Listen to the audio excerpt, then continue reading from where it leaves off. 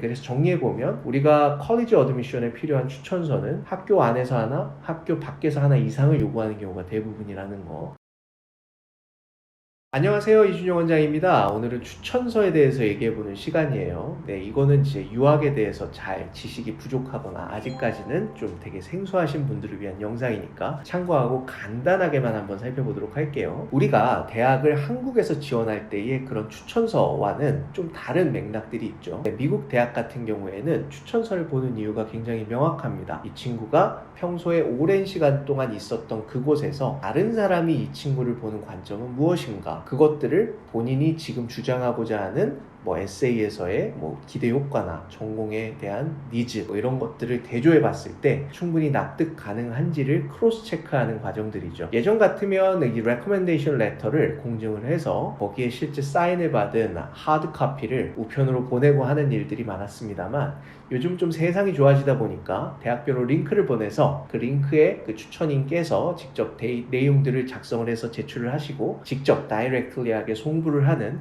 이런 절차들을 거치고 있기는 합니다. 네, 그래서 이제 보통은 이제 추천서 같은 경우 두 갈래로 나눠서 우리가 볼 수 있다는 것이죠. 학교 안에서 받을 수 있는 추천서와 학교 바깥에서 받을 수 있는 추천서에 대해서 얘기를 할 수 있을 거예요. 그래서 프레시맨부터 살펴보면 해당 대학을 지원을 할 때에 본인이 지금 재학 중인 학교의 컬리지 카운슬러나 또는 본인이 되게 좋아하는 과목의 선생님이거나 또는 본인이 해당 전공을 하는 데 있어서 가장 중요한 과목의 선생님들로부터 추천서를 받는 것이죠. 그래서 그 추천서에 보통 들어가는 내용은 이 학생을 어떻게 알게 됐고, 그리고 이 학생이 어떤 학생이었으며 실질적으로 어떤 것들을 기대하고 있는지에 대해서 생각보다 굉장히 구체적으로 작성을 하는 경우가 많습니다. 그래서 본인이 지금 그런 학교에서 생활 자체가 굉장히 좀 잘 되고 있어야 사실 추천서도 그만큼 좋은 내용으로 받아볼 수가 있겠죠. 그래서 학교 내에서는 보통 컬리지 카운슬러나 본인이 가장 잘하는 과목의 선생님이거나 또는 본인이 친한 선생님들로부터 추천서를 반드시 하나 이상은 요구를 하는 경우가 많고요. 그리고 아웃 오브 스쿨에서는 본인이 인턴을 하거나 볼런티어를 한 곳에서 만난 어른들한테서 추천서를 받는 경우도 있고요. 본인이 다양한 리서치 오퍼튜니티스를 통해 만났던 스컬러들, 다양하게 대학에 있는 프로페서나 스컬러들을 통해서 추천서를 받는 경우도 우리가 살펴볼 수가 있겠죠. 네, 여기와 다르게 트랜스퍼 같은 경우는요, 학교만 달라지는 거죠. 그래서 트랜스퍼의 추천서들은 보통 해당 직전 대학에서의 교수님의 추천서 또는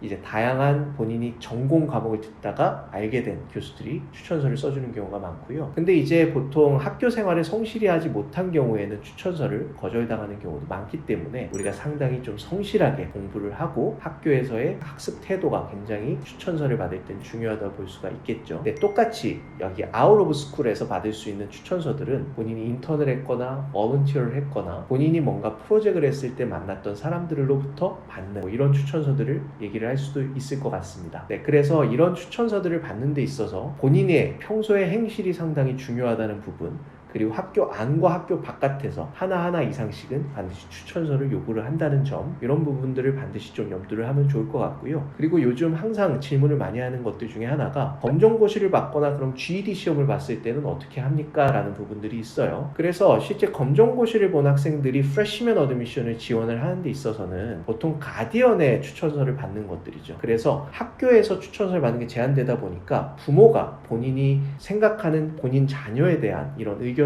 작성하도록 하는데, 그것들을 인정하는 학교도 있는 반면에 인정하지 않는 학교도 있는 부분이 있기 때문에 저는 개인적으로 생각했을 때 GED나 검정고시를 통해서 프레시맨 어드미션을 하는 것들은 상당히 불리한 측면이 있다 라고 생각을 합니다. 그럴 때는 제가 봤을 때 편입학 어드미션에 맞는 요건들을 갖추고 대학 생활을 한 6개월 이상은 할 수 있도록 해서 그 대학에서의 추천서들을 받도록 해서 GED의 제한 요인들을 해소하는 전략을 세우는 게 훨씬 더 바람직하다라는 말씀을 드릴 수가 있겠습니다. 네, 그래서 정리해보면 우리가 컬리지 어드미션에 필요한 추천서는 학교 안에서 하나, 학교 밖에서 하나 이상을 요구하는 경우가 대부분이라는 거, 그리고 두 번째는 본인의 행실이 어떠냐에 따라서 추천서를 거절당하는 경우도 있기 때문에 평소에 잘하자는 거, 네, 그리고 세 번째는 검정고시를 보거나 했을 때는 프레시맨 어드미션에서 가디언의 추천서를 요구하는 경우가 있어서 그걸 인정 안 하는 경우도 있다는 거. 그래서 더 나아가서 우리가 프레시맨 어드미션의 제한 요인을 트랜스퍼로 우리가 극복을 할 수 있는 전략을 짜보는 거는 그런 케이스에선 좀 중요하다는 말씀을 드리면서